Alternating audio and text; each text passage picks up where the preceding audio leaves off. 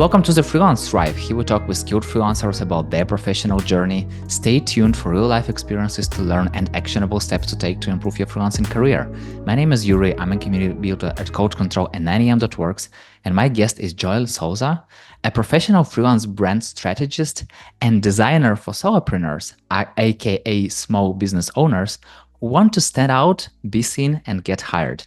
And today we'll talk about the importance of helping other freelancers around you and how it impacts your freelancing journey. So welcome, Joel. Hi, thank you for having me. Super happy to talk to you. The moment I saw your LinkedIn, I immediately had this thought in my mind, I want to work with Joel. I don't know how you do this, but you do this amazingly. Thank you so much for being a great example. And let's jump into the questions. So you've been freelancing for over 10 years. So how did it feel when you've just started? Um, started officially. I started in 2014, but for my early teenage years, I was already doing little gigs here and there for friends and family, as every designer does. And it started out of necessity. Like I started freelancing to pay for college. And mind you, college here in Portugal is quite affordable, but I just hadn't the chance to get the money otherwise. So I started taking these freelance gigs to pay for college with the intention to then get a normal agency job, I guess, at a studio or a company. But it ended up going so well during those 4 or 5 years throughout college that I was like, nah, I'm not gonna get a job. I'm gonna jump straight into this, and that's how I started.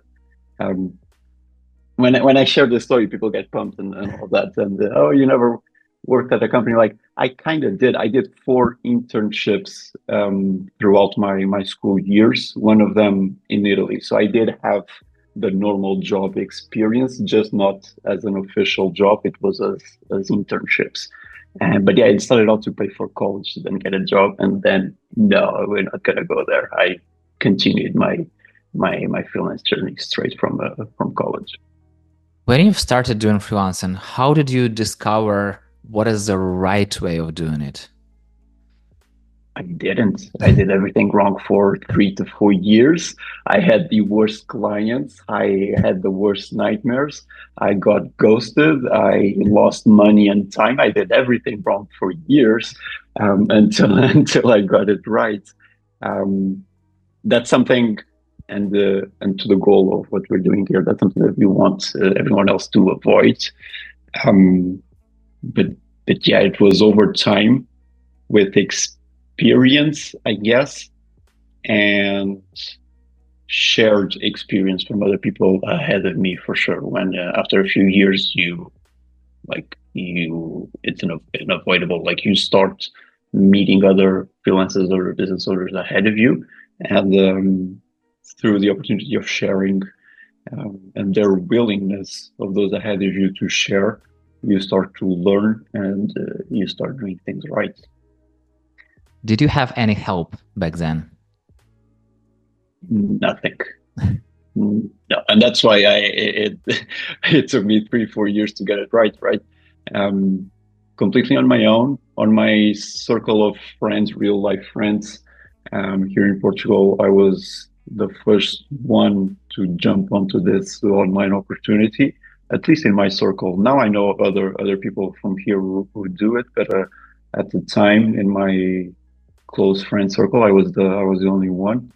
So yeah, completely on my own. Blog posts, YouTube, and stuff like that. You'd get a lot of info from there, but it was always a test and try kind of thing. And so yeah, I ended up learning everything by experience. So why do you love helping other freelancers? I mean, what's in it for you? Um, because I don't want other people to take the 3 4 years that took me to get to where I'm at. That's most of it, and because I've this is where it gets interesting and a little bit more personal. Growing up, all the adults in my life, none of them enjoyed their their job. Like Mm. it was kind of crazy. I remember I know one aunt that does like what she does. She's a nurse, but besides her, everyone else in my close family, everyone complained about their job. Everyone complained about Mondays. Everyone celebrated Fridays. And I'm like, this cannot be the right way to live, right? So what I want to do mostly with my work is help others actually love what they do and how they do it. So helping other freelancers start, helping other freelancers take the first step, helping other starting freelancers figure out this thing for themselves, and then as what I do professionally for my clients, it's the same thing. I'm still helping freelancers. They're just at later stages in their careers, and they want to level up even further.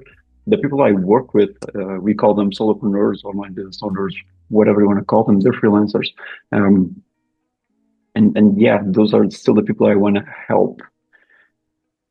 I more than anything else want to help others start because I don't want any more people complaining their entire lives about Mondays and celebrating Fridays and those things. That makes no sense. You spend most of your living, breathing time working as a normal human being. That greater portion of your life cannot be a stress or a nightmare all throughout. It's interesting because many freelancers are still working from Monday to Friday because of their clients. And I'm curious, how do you personally feel about Mondays and Fridays? Having a schedule, and that will totally depend on your business. I work from Monday to Fridays as well, and I don't. It's not because my clients need me to. Like that's not how my business is set up. I work projects. I have all the freedom. Like it's fine. Having a schedule will totally depend on you and how you run things. And that's the interesting part. When you're the one running things, it's not just the client or the boss who makes the rules. It's between the two of you. And I've seen all sorts of agreements between freelancers and clients that can totally be a negotiable aspect of your business. How I feel about Mondays and Fridays, like it's irrelevant to me at this point. And that's what's beautiful. Those Sunday scaries that a lot of people talk to, don't have them. Is it Yeah. a Friday? Is it a Sunday? Is it like it's fine because I'm happy with the business I've built. I'm happy with the way I work. It doesn't bother me. Do I get excited for a Friday every now and then? Of course, because if the week was highly stressful, I might look forward to the weekend to like unwind and rest, of course. But coming that Sunday night, if anything, I get excited because I'm going to start over again. And I know that on a Monday morning, I'm going to be sitting here doing something I love for people I love even more. So, like when you get to that point, it's really something, and that's what I want for others, honestly. How does helping others help you? Well, on a very tactical, selfish way, it gives me ideas for social media posts. So there's that. Every question I get on my DMs turns to be a post later on. But how does it help me? It helps me knowing that I'm doing more than getting paid for what I do.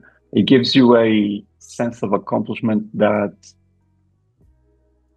a 5 or 6 figure project can't. It's interesting, um, and I get this weird contentment and happy emotional feeling of being the person for others that I needed when I started.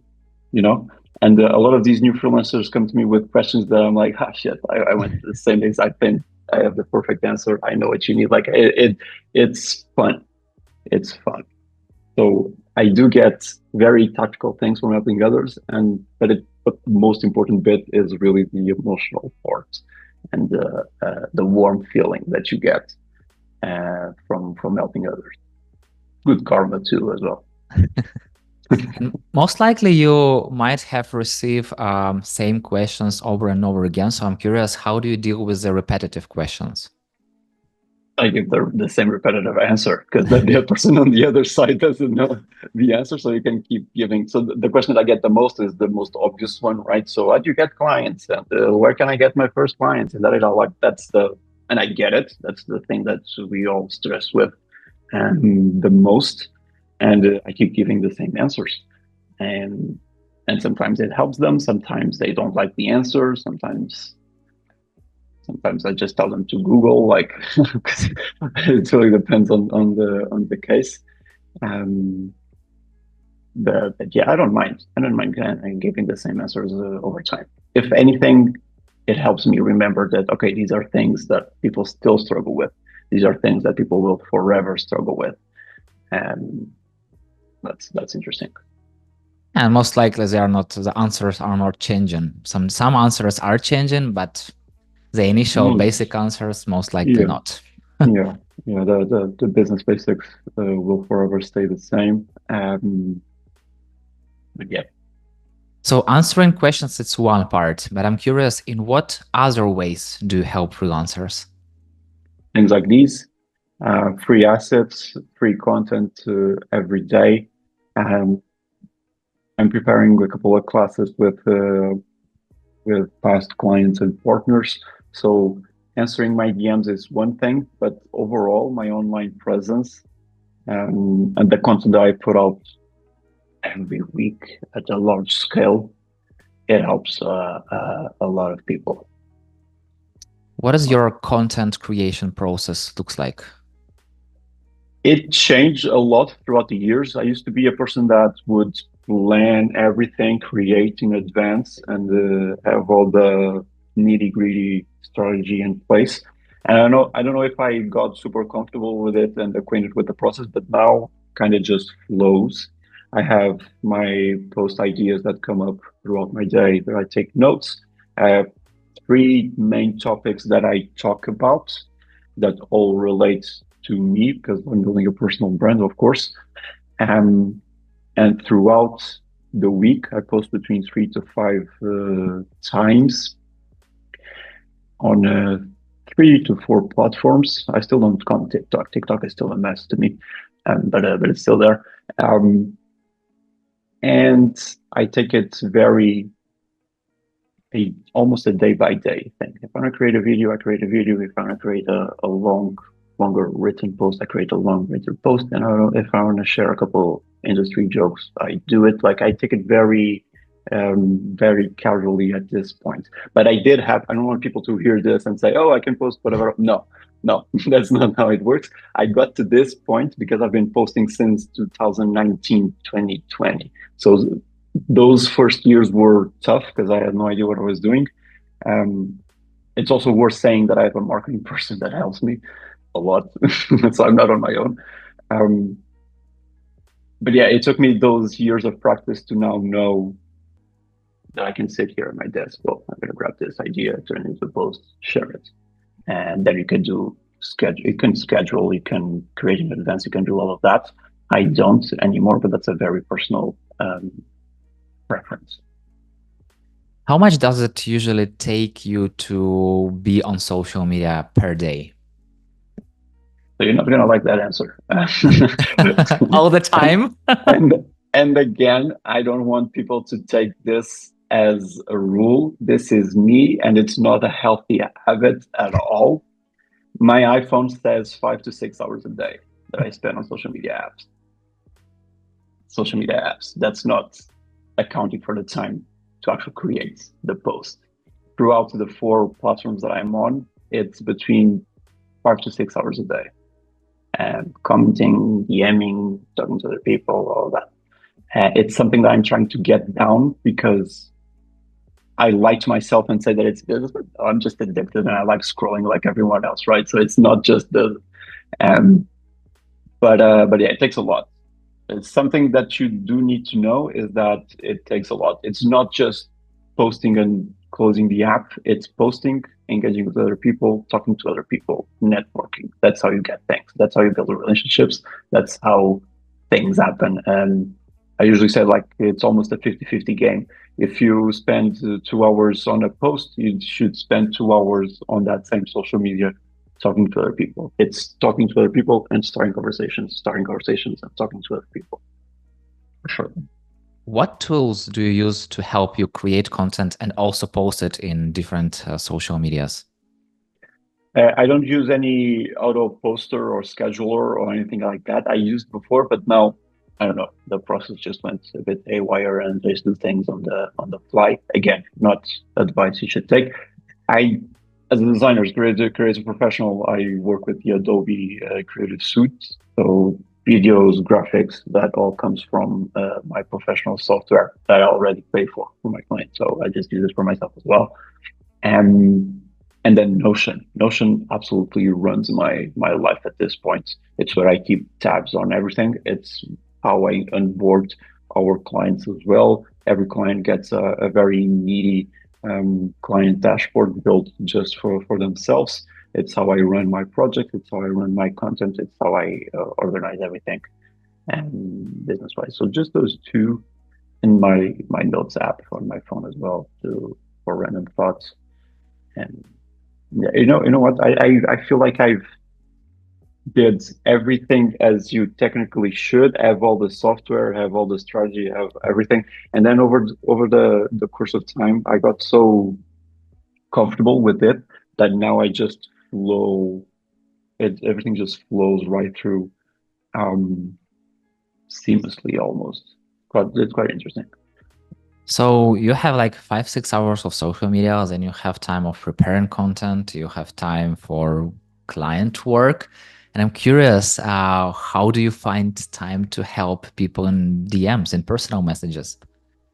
Because that's part of the 5 6 hours, right? Oh, So okay. so there's that, and those 5 to 6 hours, they're obviously not like Yeah, an entire totally. morning Yeah. or an Like entire time day. block Like 5 hours for helping. no, Uh, no, no. That happens like if I open my phone while I'm eating breakfast, it already starts counting. If I scroll here and there, if I'm at the gym, like I go to the gym every time, and it's like an hour and a half workout, and I'm on my phone throughout that entire time, so that accounts for that as well.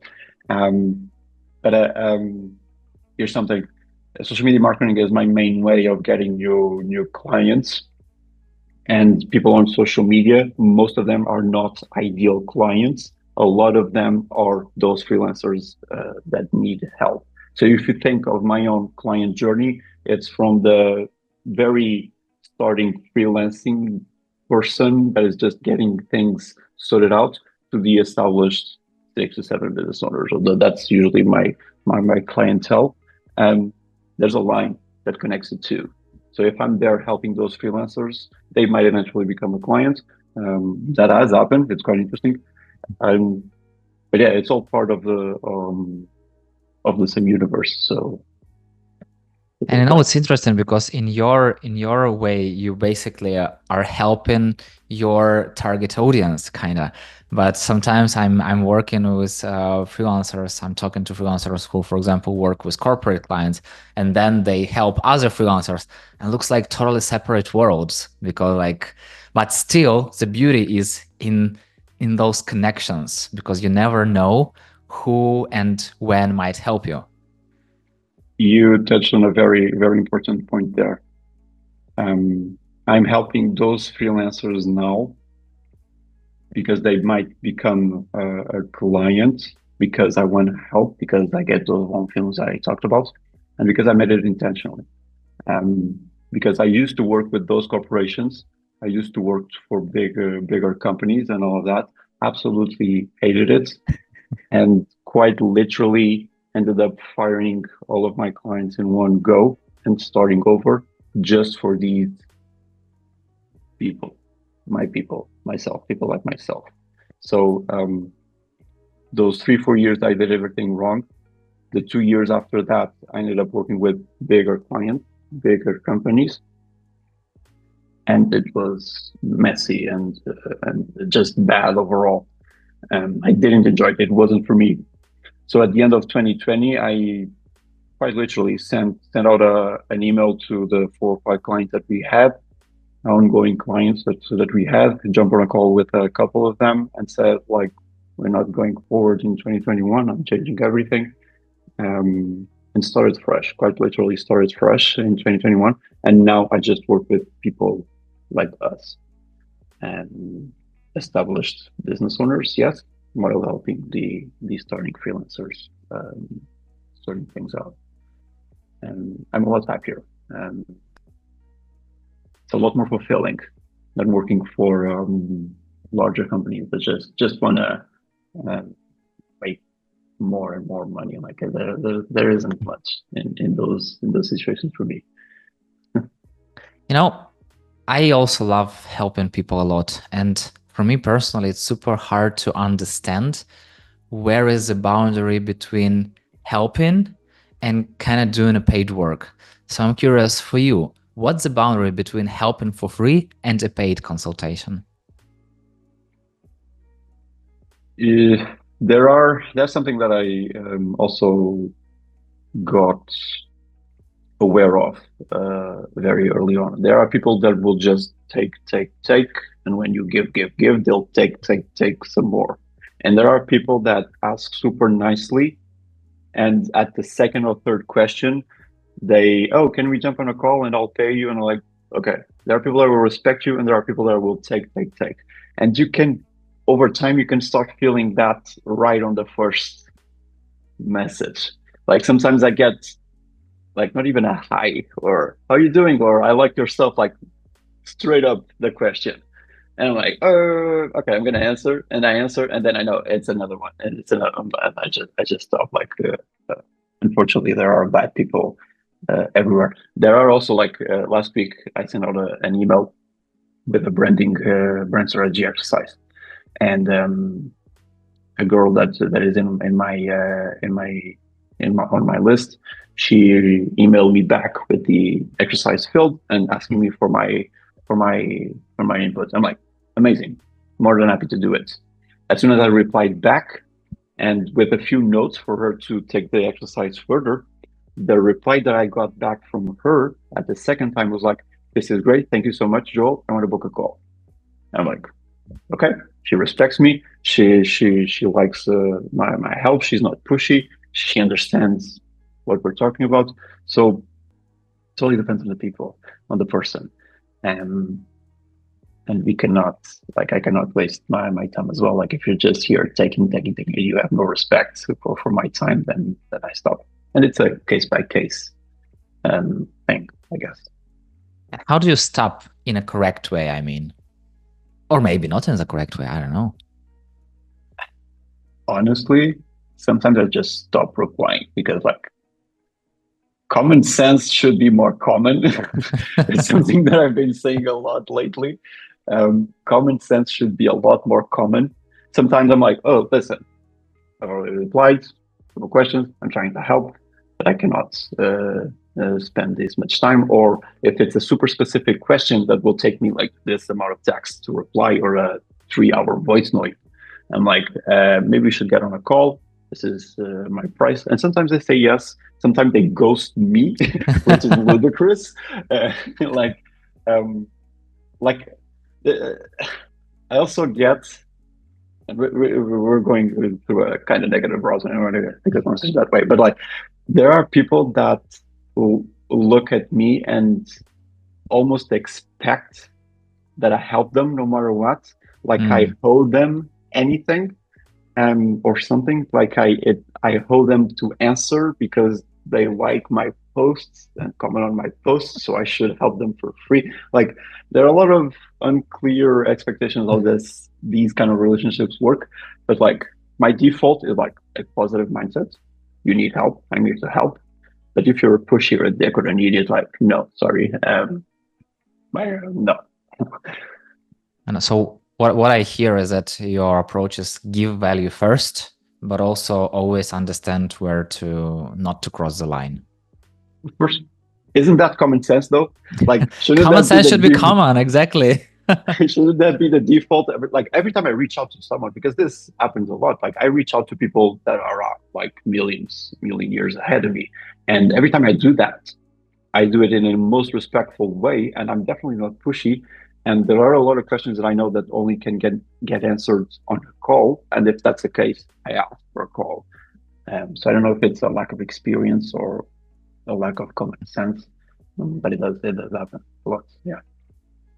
Joel, I wish to have the sky as a limit, but time is a limit to our conversation. So the final question, what is your favorite food? Favorite food, lasagna. Like I'm a big Italian lover, cuisine lover. And lasagna has always been my favorite dish. And I know all kinds of recipes to do different lasagnas. And what is the best way to connect with you? I'm on LinkedIn, Instagram, and Threads. The best way is definitely today LinkedIn because it offers you the most info about myself. And so you can find me there. Also have a website and all those things, but on social media, definitely the easiest way to find me. Got it, got it. Thank you so much for sharing your experience, Joel. Thank you. And it's been such a pleasure to hear and learn from you. Thank you so much. Thank you for the opportunity. And thank you so much for listening. If you like the show, hit the like button or 5 stars and share it with your friend. That's it. We're done. See you in the next episode.